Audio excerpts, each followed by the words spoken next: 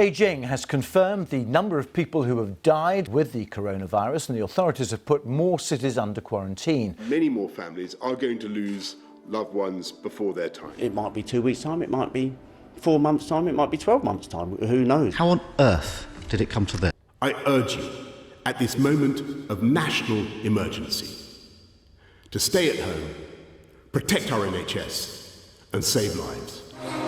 Thank you. But I will be going out to Dubai this year, and you will see all the videos coming from that.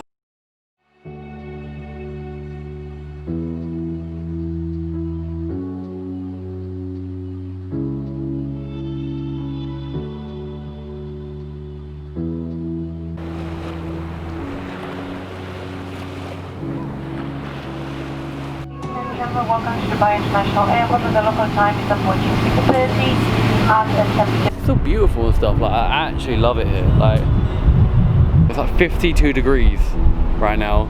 Never knew how hot it got out here in July. I've never been out here in July before, so this is the first time for everything. And well, as you can see, the big ass building.